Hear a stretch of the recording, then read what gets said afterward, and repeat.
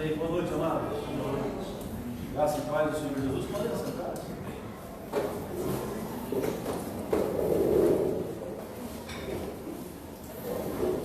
Aleluia. Mais perto.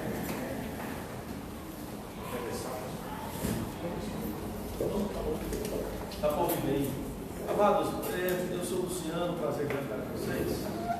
Eu sou lá da igreja do Manatis, pastor lá da igreja do Manatis. E hoje o Wilson me chamou para estar ministrando para vocês. E eu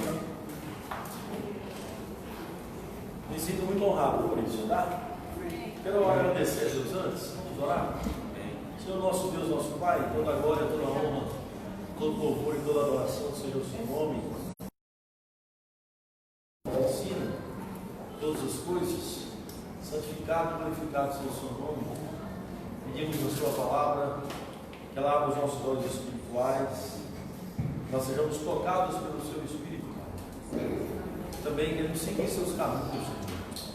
Seja feita a sua vontade aqui, venha o seu reino nessa igreja local, e o Pai abandonou. Muito obrigado, Pai, pelo privilégio de poder ministrar, e peço a ajuda do Espírito Santo para isso. Aleluia. Abra os nossos olhos espirituais, em nome de Jesus. Amém? Amém. Graças a Deus. Vai abrindo em Romanos, capítulo 3. Andréia, você coloca mais pertinho para mim, Andréia, por favor? Você coloca mais perto para mim? Eu vou ficar sem microfone. Aí está gravando, você faz os ajustes lá que você entende. Romanos, capítulo 3, versículo 21 em diante. Quero estar falando esse texto com vocês. Romanos 3, 21. Acompanhem comigo. Diz assim, vou fazer a leitura, depois a gente vai dar uma breve introdução do que está acontecendo aqui, e aí eu vou estar expondo o texto para vocês, tá bom? Romanos 3, 21 diz: mas agora sem lei se manifestou a justiça de Deus, testemunhada pela lei e pelos profetas. Justiça de Deus mediante a fé em Jesus Cristo, para todos e sobre todos os que creem, porque não há distinção. Pois todos pecaram e carecem da glória de Deus, sendo justificados gratuitamente por sua graça, mediante a redenção que há em Cristo Jesus, a quem Deus propôs o seu sangue como propiciação mediante a fé, para manifestar a sua justiça, por ter Deus a sua tolerância, deixado impunes os pecados anteriormente cometidos, tendo em vista a manifestação da sua justiça no tempo presente, para ele mesmo ser justo e o justificador daquele que tem fé em Jesus. Onde, pois, a jactância foi de todo excluída. Por que lei? Das obras? Não, pelo contrário, pela lei da fé. Concluímos, pois, que o homem é justificado pela fé, independentemente das obras da lei. Capítulo 4, versículo 1 agora. Depois diremos ter alcançado Abraão, nosso pai segundo a carne, porque se Abraão foi justificado por obras, tem que se gloriar, porém não diante de Deus. Pois que diz a Escritura? Abraão creu em Deus, e isso lhe foi imputado para a justiça. Ora, ao que trabalha, o salário não é considerado como favor, e sim como dívida. Mas ao que não trabalha, porém crê naquele que justifica o ímpio, a sua fé lhe é atribuída como justiça. E é assim também que Davi declara ser bem-aventurado o homem a quem Deus atribui justiça, independentemente de obras. Bem-aventurados aqueles cujas iniquidades são perdoadas e cujos pecados são cobertos. Bem-aventurados o homem a quem o Senhor jamais imputará pecado. Amém. Só até aí. Se eu fosse dar um título para a mensagem hoje de noite, a mensagem seria: o que realmente é ser feliz? Se eu fizer uma pergunta aqui sobre se você quer ser feliz, a resposta é clara, vai ser que quer. Sim, todo mundo quer ser feliz. Na verdade, há um esforço muito grande para se ser feliz. Há um esforço muito grande para se dar bem na vida. Nós trabalhamos, nos relacionamos, a gente faz de tudo para ter uma vida melhor, e tudo isso acaba sendo sinônimo de ter uma vida feliz. Alguns chamam isso de ter sucesso, outros chamam de se dar bem, né? A gente vendo nas conversas do dia a dia, a gente se encontra, rapaz, você viu plano de tal? Ó, ele está bem. A ideia de ele estar bem significa que ele está com dinheiro, tem prosperado financeiramente. O resumo é que todos nós, em geral, queremos ser felizes. Isso é da nossa natureza. E é bom ser feliz. E é a vontade de Deus que a gente seja feliz mesmo. Amém. Então, esse é o título, que realmente é ser feliz pela Bíblia Sagrada. Eu quero dar expondo isso para vocês. Antes, irmãos, quero dar uma pequena introdução, uma breve introdução sobre o que está acontecendo aqui. A gente está falando de um apóstolo que escreveu esse livro. O apóstolo, o nome dele é Paulo. Paulo viveu nos tempos do Senhor Jesus Cristo. Ele tinha mais ou menos a idade de Jesus. Ele foi um apóstolo chamado pelo Senhor Jesus para pregar o Evangelho, especialmente aos gentios. Ele tinha 3 grandes missões na sua vida. A primeira era pregar o Evangelho às autoridades. Ele fez isso muito bem. A segunda grande missão do apóstolo Paulo era pregar o Evangelho aos filhos de Israel. Também fez isso bem, apesar dos filhos de Israel rejeitarem seu ministério. Mas o que ele mais fez mesmo, o apóstolo Paulo, foi conseguir pregar o Evangelho aos gentios. E quem são os gentios? Gentios são os não-judeus do mundo, os brasileiros, americanos, japoneses, no caso aqui, os italianos, né, os romanos eram chamados naquele tempo, os gregos eram chamados de gentios naquele tempo. Então Paulo recebeu uma missão de Deus para estar pregando o Evangelho aos gentios, e esse foi o seu chamado mais importante. E ele escreve essa carta quando ele está de passagem na igreja de Éfeso. Paulo, ele fazia viagens missionárias. Ele fez 4 grandes viagens missionárias, 3 viagens missionárias planejadas, e elas seguiram conforme aquilo que foi planejado, e uma 4ª grande viagem missionária meio que forçada, porque ele foi preso para fazê-la, que é, nós vamos falar um pouco também. Mas a sua 3ª viagem missionária, ele está na cidade de Éfeso. É uma cidade grega, e lá ele escreve essa carta aos romanos porque ele tem um planejamento. O planejamento do apóstolo Paulo é ir pregar o Evangelho lá na Espanha, e ele mais para o norte, porque ele acreditava que não tinha mais espaço para ele pregar o Evangelho onde ele estava, porque realmente ele já tinha aberto a igreja, já tinha pregado o Evangelho para todas as regiões que ele conhecia, ali na bacia do Mediterrâneo. Se alguém lembrar um pouco aí do mapa mundi, ali na bacia do Mediterrâneo, a mais ao norte de Jerusalém, ele já tinha levado o Evangelho para toda aquela região. Então ele se vê como alguém que, como apóstolo, que quer pregar o Evangelho em lugares onde o Senhor Jesus não tinha sido ainda anunciado. Então o que ele faz?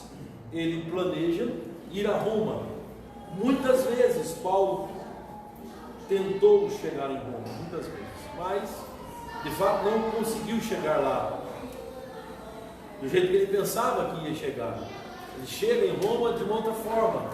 Ele chega na cidade de Roma preso. Nós vamos falar um pouquinho daqui a pouco. Mas essa carta ele envia na frente, porque Paulo, com o objetivo de pregar o Evangelho lá na Espanha, onde Jesus não tinha sido anunciado ainda, ele, como missionário, ele quer ter um lugar base, uma base para enviá-lo. Então Paulo precisava ter uma igreja que o enviasse, e essa igreja era a igreja de Roma. Havia uma igreja cristã em Roma, que provavelmente foi aberta pelos irmãos que foram alcançados pelo Senhor em Atos capítulo 2. Os irmãos foram para Roma, então lá fizeram uma grande obra. A igreja cresceu bastante. A igreja de Roma era uma igreja formada por judeus nascidos de novo e gentios nascidos de novo. Era uma igreja grande, relativamente grande. Também nós estamos falando da maior cidade do mundo naquele tempo, era a cidade de Roma. Ela tinha aproximadamente 1 milhão de pessoas, 1 milhão de habitantes. A cidade onde o Evangelho chegou. Não foi Paulo quem pregou o Evangelho lá inicialmente, mas ele, sabendo que tem uma igreja lá, ele conhece muita gente em Roma. Qual o seu objetivo? Eu escrevo uma carta, a carta vai na frente, eu estabeleço ali uma base, e essa base me ajuda aí a Espanha. O verdadeiro objetivo era pregar o Evangelho na Espanha. Essa carta é enviada, ele está em Éfeso, manda a carta, só que ele tem uma coisa para fazer antes. Ele tinha que ir para Jerusalém, ele levantou uma grande oferta para os pobres de Jerusalém. Quando você lê o livro de Flávio José, um historiador judeu, que foi pago pelos romanos para escrever sobre a história dos judeus, o Flávio José fala a respeito de uma grande fome que havia nos tempos do imperador Cláudio, e essa fome realmente existiu, né, no mundo, e os crentes da Judéia estavam passando fome, necessidade. Paulo, como ele abriu várias igrejas, ele tinha influência, ele levantou muito dinheiro de oferta para suprir a necessidade dos pobres de Jerusalém. E então ele está com essa oferta e tem esse propósito de Jerusalém. Então a ideia é a seguinte: ele está em Éfeso, ele desce para Jerusalém, depois ele pega um navio e vai até Roma. De Roma ele estabelece ali uma base espiritual para lhe dar sustento. Naquele tempo, irmãos, não tinha banco para você depositar ofertas para missionários, né? Naquele tempo você tinha que ir com o dinheiro que dava só até a próxima cidade. Lá você estabelecia relacionamentos, depois as pessoas enviavam você para pregar o evangelho dentro da cidade. Para Paulo tudo era muito mais fácil, porque ele era solteiro, não tinha uma família para levar, e ele, como um apóstolo naquele tempo, conseguia se deslocar com mais facilidade devido à sua situação. Então esse é o planejamento. Sai de Éfeso, vou para Jerusalém, pego um navio, chego em Roma, Roma me dá apoio, então Roma me envia para a Espanha, certo? Depois que ele faz esse planejamento, irmãos, a história se desenvolve da seguinte forma: ele é preso quando chega em Jerusalém, inclusive ele pede oração aqui em Roma, para os crentes de Roma, nessa carta aos Romanos, já prevendo que poderia ser preso por causa do Evangelho. Paulo é preso em Jerusalém e ele é transferido para Roma não 3 meses depois que ele escreve a carta. A carta chega, mas Paulo só consegue chegar em Roma 3 anos depois que a carta é escrita. E essa é uma carta, irmãos, não é uma carta onde Paulo vai corrigir doutrina, como as outras cartas, outras epístolas. Esta não é uma carta onde Paulo vai escrever para uma pessoa individualmente. Não escreve para uma igreja grande em Roma. Na verdade, irmãos, esse aqui é o maior tratado que existe do Evangelho escrito por uma pessoa no mundo. Não existe nenhum livro tão denso, tão poderoso, tão grande doutrinariamente do que o livro de Romanos. A densidade teológica desse livro é impressionante. Ele fala de quase tudo que você possa pensar. De quase tudo o que o Evangelho representa, ele escreve em 16 capítulos. Ele faz isso, é como se fosse uma saudação para os irmãos e uma orientação do que ele acreditava. Porque ele iria chegar num lugar onde ele era pouco conhecido. Então ele envia a carta dizendo assim: olha, eu creio nisso. O que eu creio no Evangelho é isso. Então, irmãos, nós estamos aqui, para vocês terem ideia, diante de um dos maiores livros da Bíblia, diante dos maiores tratados que um ser humano escreveu, inspirado pelo Espírito Santo. O livro de Romanos, para você ter ideia, é o livro que esteve na vanguarda, na liderança de quase todas as grandes manifestações do Espírito Santo no mundo, na igreja. Nós estamos em 2019, terminando esse ano, começando 2020. Em 2020 anos de história da igreja, irmãos, em todos os avivamentos que aconteceram no mundo, Romanos estava lá. Foi alguém que lendo Romanos foi impactado com o Evangelho da Graça. Foi alguém que lendo essa carta foi impactado com o Evangelho da Graça. A gente pode citar o primeiro grande ministro do Evangelho, que era chamado pai da igreja. O nome dele é Agostinho, que no século III, século IV, ele foi impactado com essa palavra. Sua mãe orou por ele durante 30 anos, para que ele recebesse Jesus. Ele era devasso na sua vida, vivia uma vida depravada, e um dia ele ouve uma criança dizer: pega o livro e lê. Pega o livro e lê. Era para ler Romanos capítulo 13. Quando Agostinho lê Romanos capítulo 13, a vida de Agostinho é transformada. Então ele se transforma no maior ícone teológico da igreja dos últimos anos. Hoje, irmãos, se você for ver, a reforma protestante bebeu em Agostinho. Martinho Lutero bebe em Agostinho, Calvino bebe em Agostinho, todo mundo hoje ainda bebe daquilo que Deus deu em amparar Agostinho. Mas ele foi impactado com Romanos. Puxando mais para cá, nos anos de 1500, você tem Martinho Lutero. Martinho Lutero insatisfeito com o desenvolvimento da pregação da palavra de Deus no tempo da Idade Média, já inconformado com a venda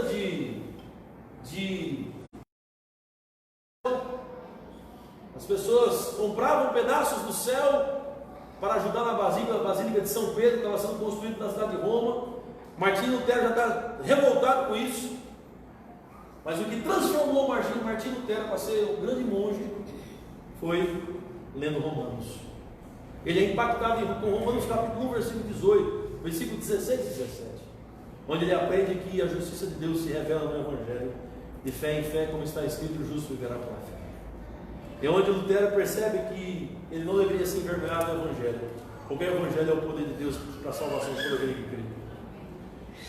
Quando você chega nos anos de 1700, 1800, você se depara, irmãos, com o Charles Wesley, os irmãos Wesley, com George Whitefield, com pessoas que foram impactadas com o livro de Romanos e transformaram a Inglaterra no que é hoje. Claro, tirando todo o secularismo diabólico, mas transformaram a Inglaterra num dos maiores países do mundo. Ou seja, eu citei 3 pessoas, para você ter ideia, 3 grandes avivamentos que foram impactados, começados, amparados pelo livro de Romanos. Grandes homens de Deus. E hoje, irmãos, nós estamos no século 21, diante de grandes aberrações doutrinárias, diante de uma igreja fragilizada, diante de uma igreja completamente, infelizmente, machucada, esbagaçada por doutrina falsa. Nós estamos vivendo hoje num tempo, irmãos, onde uma das coisas mais importantes que a gente precisa é retornar ao livro de Romanos, retornar à Bíblia Sagrada. Nós vivemos hoje em dias onde a salvação ela é comprada, ou tenta-se comprar, com boas obras, com dinheiro, seja como que for, e não se lê mais Romanos. E você ter ideia, hoje o movimento LGBT, eles mudaram o livro de Romanos por completo, porque no livro de Romanos mostra os seus pecados. Desde aquele tempo Paulo já ensinava sobre isso, Romanos capítulo 1. Nós estamos vivendo num tempo, irmãos, onde nós precisamos retornar a esta carta, retornar e retornar com urgência. E aí, qual é a maior mensagem do livro de Romanos? Se ele é o maior tratado doutrinário, se é um dos livros que esteve na liderança de todos os avivamentos, a minha pergunta é, ou a sua pergunta, a nossa pergunta, do que esse livro fala? Ele fala de um monte de coisa, mas ele tem uma linha doutrinária que é para falar que o homem ele é justificado apenas pela fé em Jesus Cristo. A justiça ela é apenas pela fé em Jesus Cristo. Então são 16 capítulos, onde no meio de todos os capítulos o apóstolo Paulo coloca essa verdade. A justificação é pela fé. Deus aceita o homem pela fé em Jesus Cristo. Aleluia. Jesus Cristo foi quem pagou por isso. Jesus Cristo foi quem morreu pela humanidade. Jesus Cristo é que faz toda a diferença. As obras não nos apresentam diante de Deus. Deus não nos aceita por causa de obras. Depois dessa introdução de 10 minutos, eu quero agora entrar no texto que a gente leu. Porque para mim, irmãos, esse é um dos textos mais lindos da Bíblia, de toda a Bíblia, que começa no versículo 21. Só para você entender, Romanos 1, Paulo disse que os gentios são pecadores miseráveis. Romanos 2, Paulo disse que os judeus são pecadores miseráveis. Romanos 3, do versículo 1 até o versículo 20, Paulo diz pega o judeu, pega o gentil, coloca tudo no mesmo saco, e eles são pecadores miseráveis. Os moralistas são pecadores miseráveis, está escrito em Romanos capítulo 2. Os depravados são pecadores miseráveis, está escrito em Romanos capítulo 1. E os judeus que receberam a lei, a palavra de Deus, também são pecadores miseráveis, afastados de Deus. Ele mostra isso no capítulo 3 de uma forma clara. Aí ele entra no versículo 21, mudando de assunto, olha só. Versículo 21, mudando de assunto, mudando a tônica. Ele começa no capítulo 1, versículo 18, falando sobre a ira de Deus. Olha só, a ira de Deus se revela do céu contra toda a impiedade e perversão dos homens, que detém a verdade pela injustiça. Em Romanos 1, capítulo 1, versículo 18, o apóstolo Paulo está dizendo: olha, a natureza, os céus, o mundo, tudo que está criado aí, mostra um Deus irado.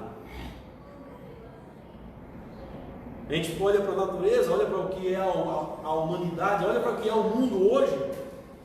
Por mais que você se alegre e fique feliz com tudo que Deus criou, sempre você vai ter uma grande frustração. Por que as coisas não funcionam como você pensaria que deveriam funcionar? É tsunami, é maremotos, é terremotos, tempestades, pestes, pragas, doenças, nação contra nação. Você olha tudo isso e fala: peraí, onde é que está Deus? Aí Paulo diz: a ira de Deus está contra esse homem que o rejeitou, mostrando que o problema é o pecado, mostrando que o problema é o afastamento do homem para o seu Criador, ou diante do seu Criador. O homem não quer Deus, Paulo está mostrando. Esse homem está perdido sem Deus. Amados, sem Deus no coração nós estamos perdidos. O mundo está perdido sem Deus no coração, sem Jesus no coração. Mas aí, irmãos, no capítulo 3, no versículo 21, ele fala: mas agora, uma das expressões mais lindas da Bíblia. Até o versículo 20 parece que não temos saída. No versículo 21 ele diz: temos saída sim. Tem saída. Tem solução. Não vai se acabar. A história, ela pode ser mudada na sua vida e na minha vida, irmão, irmã. As coisas não precisam continuar do jeito que estão no momento. A ira de Deus não precisa te atingir. Por quê? Porque agora, versículo 21, sem lei é sem justiça própria. Sem lei é sem desempenho do homem. Sem lei significa sem suas obras, porque todas elas já foram faladas no capítulo 1, 2 e 3, são ineficientes. Agora, sem lei, se manifestou a forma como Deus aceita as pessoas. Testemunhada pela lei e pelos profetas, a lei e os profetas do Velho Testamento diziam: nós precisamos de ajuda. A lei e os profetas do Velho Testamento diziam: nós precisamos de alguém que venha e mude a nossa história, porque nós estamos perdidos. A lei e os profetas sempre disseram isso. Deus precisa vir à terra, o homem precisa de ajuda. Por isso que a Bíblia está dizendo que a lei e os profetas sempre apontaram para uma solução. Apontavam apenas, mas não solucionavam o problema. A lei e os profetas diziam: vocês precisam de ajuda. Olha, vem do alto. Deus tem que mandar um profeta semelhante a Moisés. Deus tem que enviar alguém para cumprir essa lei, porque senão todos estão perdidos. Então a lei e os profetas estavam dando testemunho sobre a forma como Deus iria aceitar as pessoas. Versículo 22 diz: justiça de Deus, ou seja, a forma como Deus aceita as pessoas é mediante a fé em Jesus Cristo, para todos e sobre todos que creem. Então, agora o apóstolo Paulo diz: sabe, a nossa verdadeira esperança está no fato de que Jesus é a solução para as nossas vidas, porque Deus vai nos aceitar através do seu Filho. Mas agora, a forma como Deus aceita as pessoas é através de Jesus Cristo. Meu irmão, minha irmã, você não pode, eu também não posso, mas Jesus Cristo pode.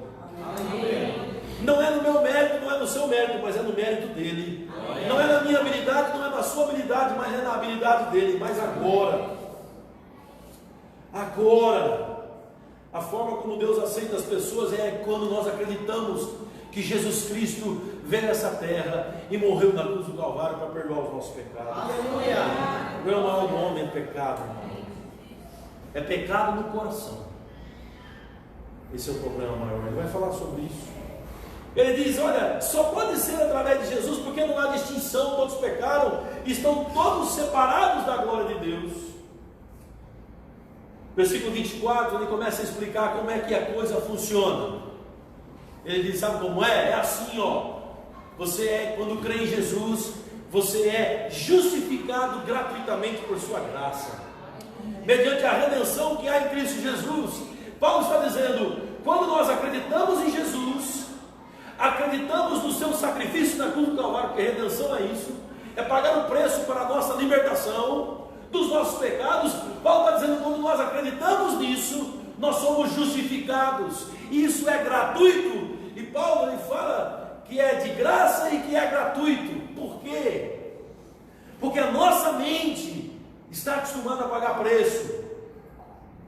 Porque a nossa conduta é uma conduta de o que é que eu posso fazer, o que é que eu tenho que fazer, o que é que eu tenho que falar, o que é que eu tenho que fazer, qual deve ser o meu desempenho.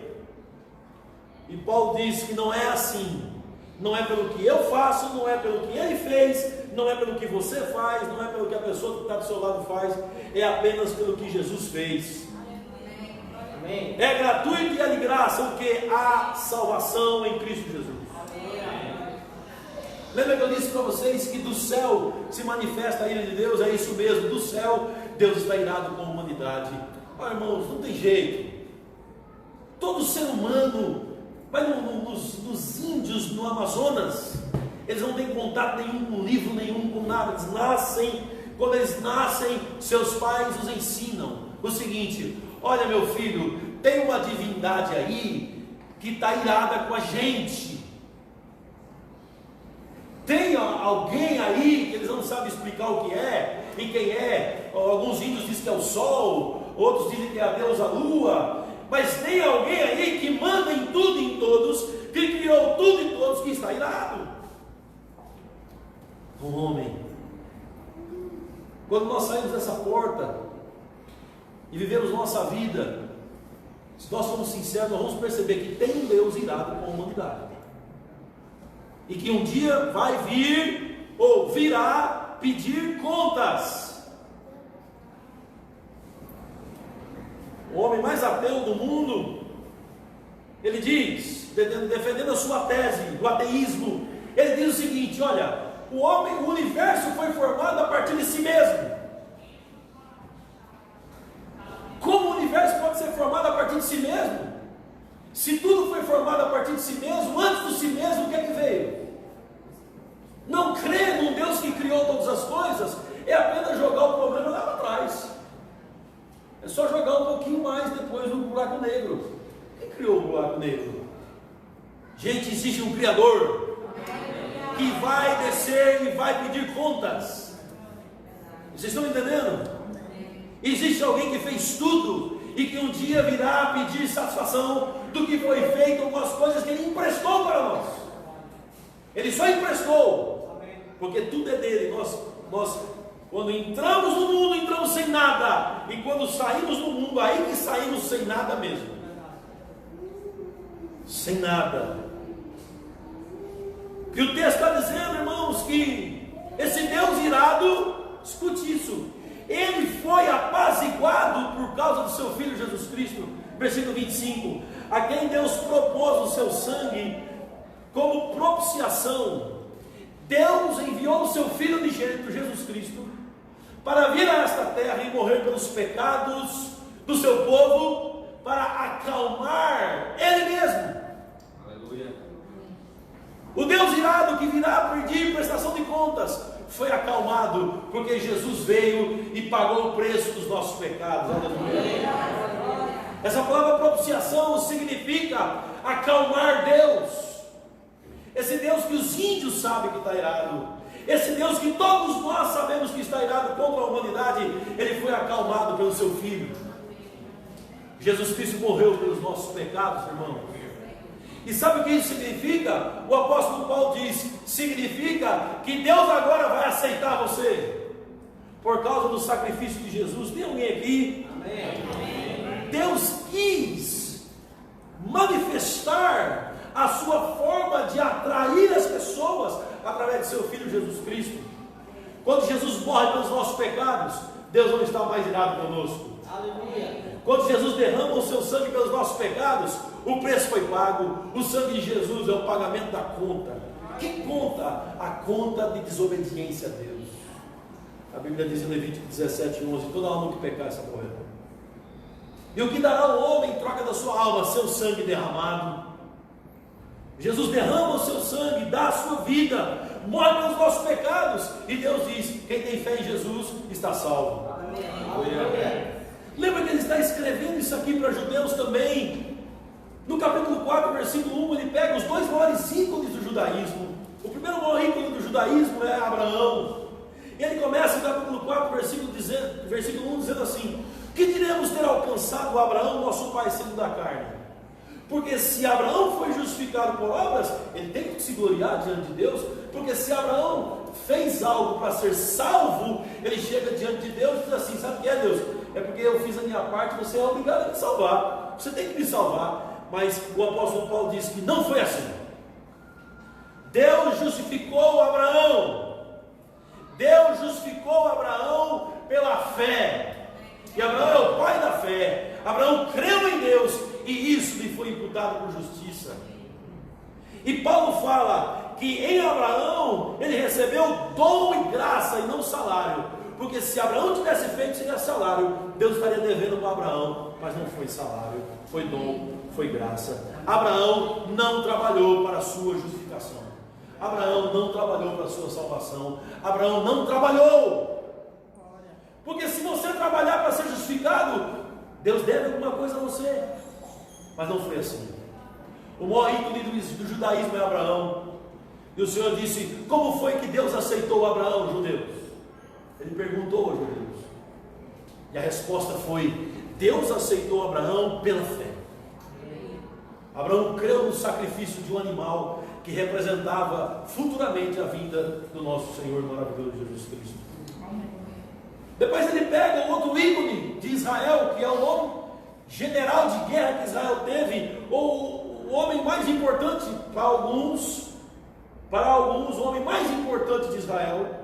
Se você for em Jerusalém hoje, você vai ver quase todas as ruas tem o nome de Davi. Quase todas as ruas, Davi fulano e tal, Davi fulano e tal não. Davi isso, Davi aquilo, Davi aquilo outro. Ou aquilo, Davi, aquilo, Davi. A bandeira de Israel é a estrela de Davi. Para o judeu, uma das pessoas mais importantes, até mais que Abraão, é Davi. Aí o apóstolo Paulo pega Davi e ele diz assim, aí é o tema da minha mensagem. Ele diz assim, versículo 6: e é assim também que Davi declara bem-aventurado, ou seja, feliz, feliz o homem a quem Deus atribui justiça, independentemente de obras, ou seja, feliz o homem a quem Deus atribui aceitação, feliz o homem a quem Deus atribui limpeza, conta paga, independentemente das obras. Versículo 7, feliz, esse é o significado da palavra bem-aventurado, feliz aqueles cujos pecados, iniquidades são perdoados e cujos pecados são cobertos.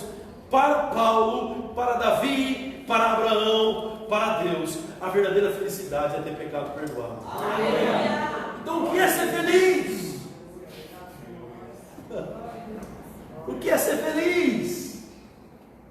O que Jesus disse: o que dará ao homem em troca da sua alma?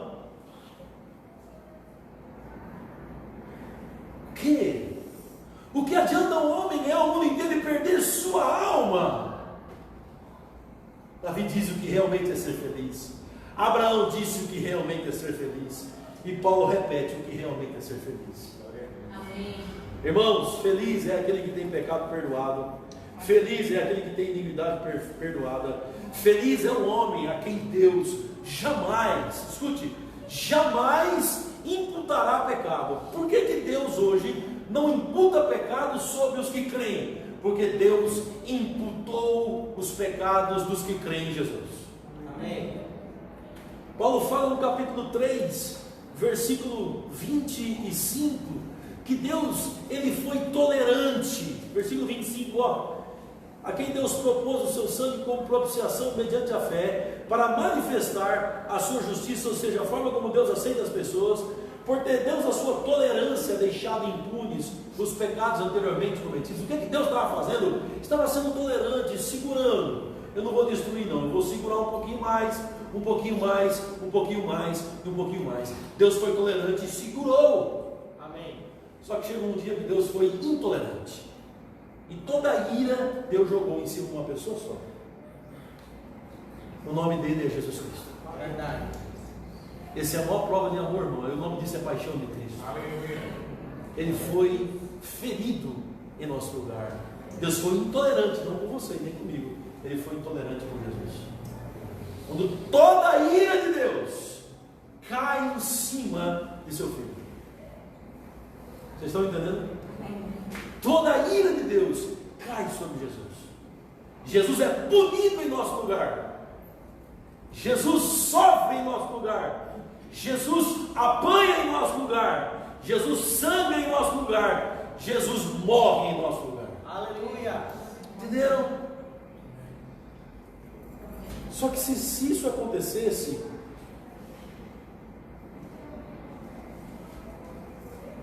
em qualquer pessoa do mundo, não teria problema. No tribunal celestial, toda alma que pecar, você morrerá. Então, se morrer, ou melhor, a palavra morrer e a situação de morte, ela pode acontecer em qualquer pessoa do mundo. Estudiosos dizem que nós temos hoje 7 bilhões de pessoas, e de hoje para trás nós tivemos 7 bilhões, ou seja, dá 14 bilhões de pessoas, mais ou menos, que passaram no planeta Terra, seres humanos. Das 14 bilhões de pessoas, morte pode operar em todas, exceto em Jesus. Então Paulo começa Romanos capítulo 1 dizendo: o Espírito de Santidade ressuscitou Jesus.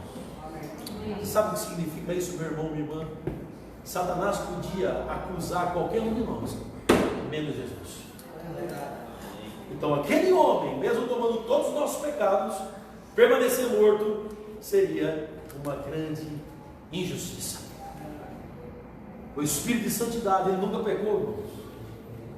Jesus nunca pecou. Nunca. Nem por palavras, nem por pensamentos, nem por ações. E então Deus ressuscitou Jesus dentre os mortos, para nos dar vida e vida em abundância. Então Ele morre por nós. Ele morre por todo aquele que crê, mas Ele também ressuscita por nós, ressuscita por todo aquele que crê. Irmãos queridos, a verdadeira felicidade, a verdadeira alegria é ter pecado perdoado. É saber que Deus não vai nos condenar mais. É saber que Deus nos trata como filhos amados. Nunca jamais Deus vai nos punir por causa dos nossos pecados, porque Ele puniu o seu filho. Ele puniu alguém em seu lugar. Ele puniu alguém por você. Alguém foi morto em seu lugar, em meu lugar. E Ele estabeleceu agora esta regra, chamada de lei da fé. Ele disse: quem crê em Jesus está salvo. Aleluia. Quem crê em Jesus tem os seus pecados perdoados. Quem crê no que Jesus fez tem a sua vida transformada. Agora, irmãos, o que realmente nos faz feliz é essa condição. Então, feliz é quem tem pecado perdoado. Feliz é quem está absolvido, é quem está absolvido. Amém.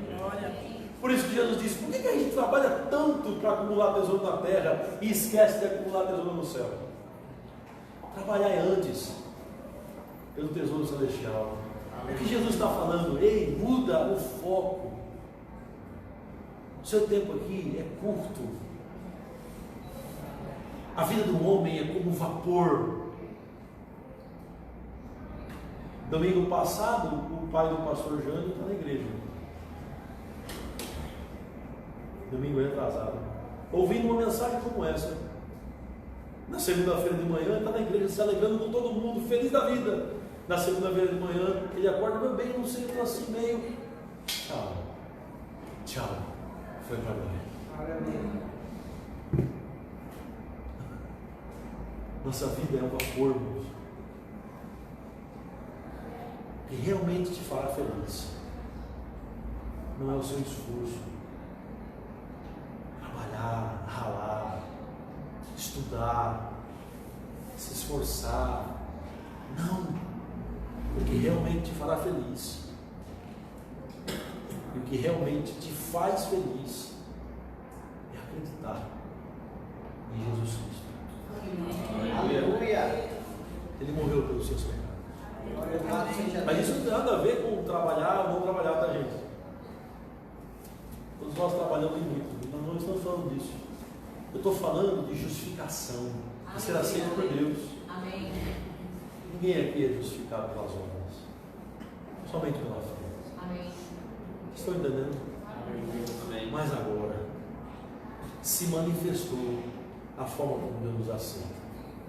E Deus nos aceita através de seu Filho Jesus Cristo. Amém. Amém. Amados,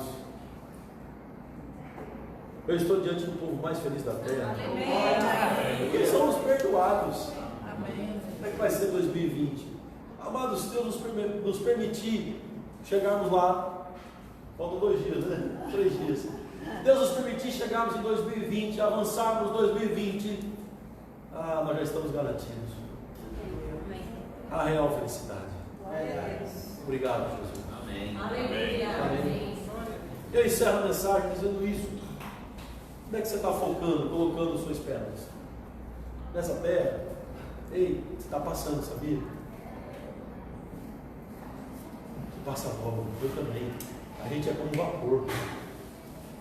Ei, não joga suas fichas nessa terra toda, não. Todas as suas fichas não lança aqui não, porque não funciona. Foca na coisa certa. Jesus, perdoa meus pecados. Deus me aceita. Amém? Amém.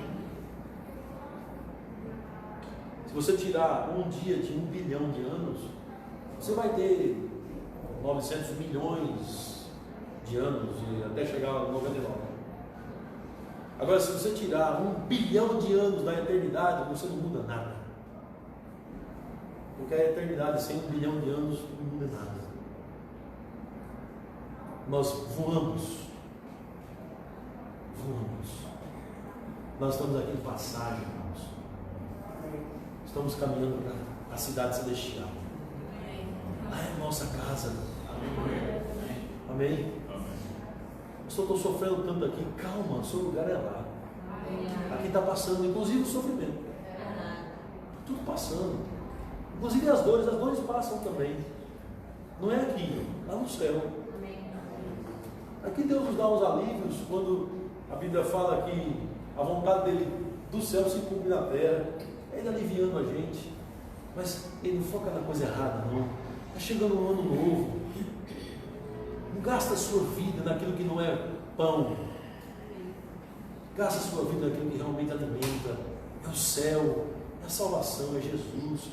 Pecado. Aleluia. É a felicidade, irmãos. O que está passando? Mas aquele que faz a vontade do Senhor, que é crer, permanece para sempre. Amém. Aleluia. Amém? Você recebe isso? Amém. Essa é a primeira coisa. Segunda coisa, para a gente encerrar, a aplicação da mensagem é: como Paulo planejou tudo, mas saiu do jeito que Deus quis. Aí Paulo disse: não tem problema. Eu combati um bom combate, eu guardei a carreira, guardei a fé, cumpri a carreira, combati um bom combate, está tudo bem. Agora só me resta esperar a coroa da vida, porque o que tinha que fazer eu já fiz. Ou seja, mesmo o planejamento do apóstolo Paulo e o planejamento nosso e o nosso planejamento não ter funcionado exatamente como a gente queria, gente, não fique preocupado não. Pode ser que a nossa agenda não esteja em dia, mas a agenda de Deus está em dia. Amém. Deus tem uma agenda para nós. Amém. Eu disse, Deus tem uma agenda para nós. E aprove a Deus colocar você hoje, neste dia, ouvir ao Evangelho. Hoje à noite você estava na agenda de Deus. Para estar neste lugar, para ouvir o Evangelho. A agenda de Deus está em dia, viu, gente? Não está nem atrasada e nem está adiantada. Pode ser que as coisas fugiram, as coisas fugiram das mãos do apóstolo Paulo, mas não fugiram das mãos de Deus. Pode ser que hoje algumas coisas na nossa vida estão fugindo do nosso controle, mas calma, não fugiram do controle de quem realmente decide resolver. Quem sabe o que fazer, das mãos dele nada foge. Vocês recebem? Amém. Aleluia. Louvado seja Deus. E finalizando, a terceira aplicação da mensagem dessa noite é a seguinte: Deus não está irado com você mais. Ele te ama. Deus não está irado. Pela fé no que Jesus fez por você, você é aceito. Isso é tão poderoso que Deus te chama de amado. Bem-vindo, filho, à casa do seu Pai. Isso é tão lindo que Deus te aceita no amado Jesus Cristo. Você é a menina dos olhos do Senhor. Você é um filho querido, aceito. Bem-vindo à família do Pai. Amém. Você é uma pessoa, irmão e irmã, aceita em Cristo Jesus. Deus não está com você. Não está. Mas, pastor, o senhor não sabe o que eu fiz em 2019? Se for para as obras, não fica nenhum, não sobra nenhum. Vamos para a fé? Vamos? Amém. Todo aquele que crê em Jesus Cristo é salvo. Amém. Não há acepção de pessoas. Vamos orar. Senhor nosso Deus, nosso Pai, pedimos a sua ajuda nessas áreas. Pedimos a sua ajuda, Pai, para confiar em Ti no meio da nossa agenda distorcida diante de nossos olhos. Pedimos a sua ajuda, Pai, a confiar na sua agenda, a confiar no seu propósito, nos seus planos. Pedimos, Pai, que o Senhor nos ajude a entender que as coisas não estão fugindo do seu controle, nunca fugirão. Que tudo faz parte do seu propósito, o Senhor está por trás. Senhor, nós pedimos ajuda nisso. Pai querido, também te pedimos ajuda em nome de Jesus a entender que feliz é aquele que tem pecado perdoado e ficarmos satisfeitos com isso. Nos ensina a sua satisfação. Nos ensina, Pai, a beleza de Cristo nessa área.